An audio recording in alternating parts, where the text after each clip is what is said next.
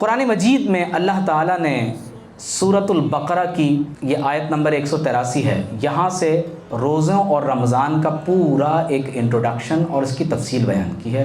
اللہ تعالیٰ نے فرمایا یا ایھا الذین آمنوا، اے ایمان والو، خطاب ہم سے ہو رہا ہے۔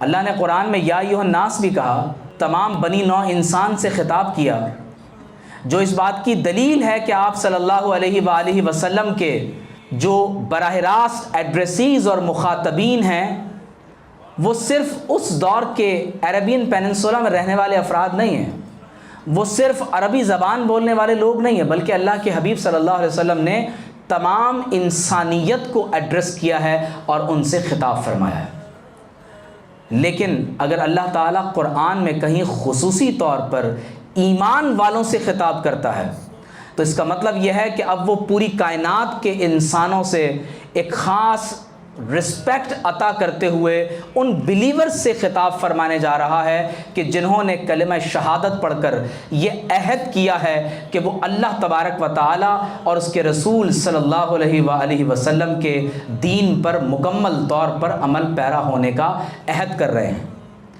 اب یہاں پر یہ بات قابل توجہ ہے کہ اللہ تعالی ہم سے کیا فرما رہا ہے۔ فرمایا کتب علیکم الصیام، تم پر روزے فرض کیے گئے ہیں، کما کتب علی الذین من قبلکم، جیسے تم سے پچھلی امتوں پر فرض کیے گئے تھے۔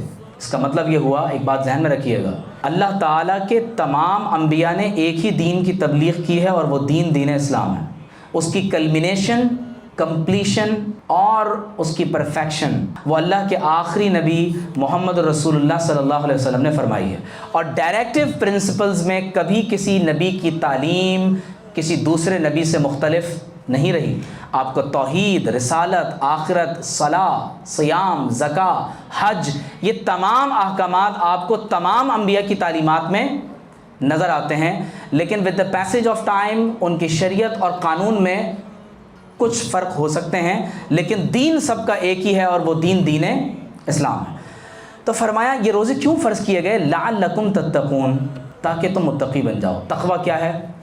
نمبر 1، شرک کو ترک کر دینا اور صرف اللہ کے آگے سجدہ ریز ہونا۔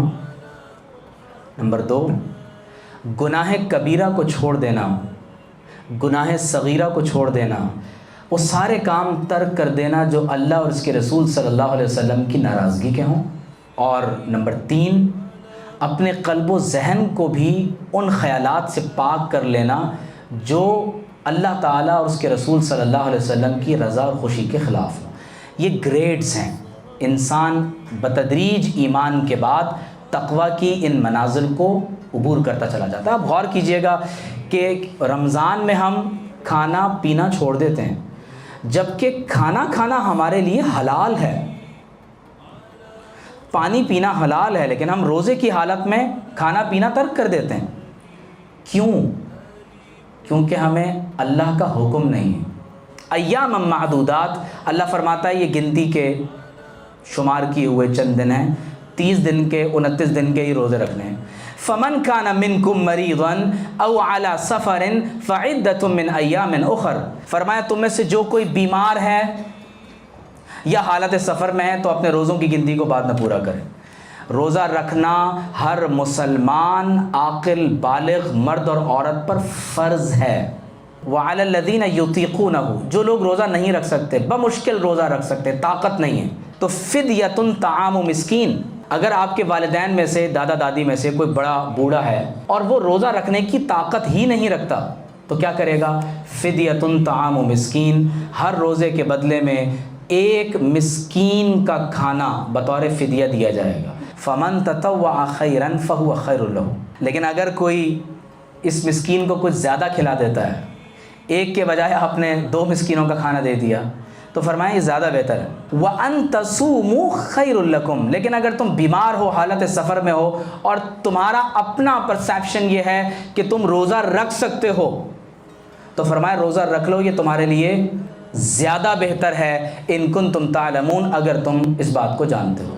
اللہم صلی علی محمد وعلی آلہ آل محمد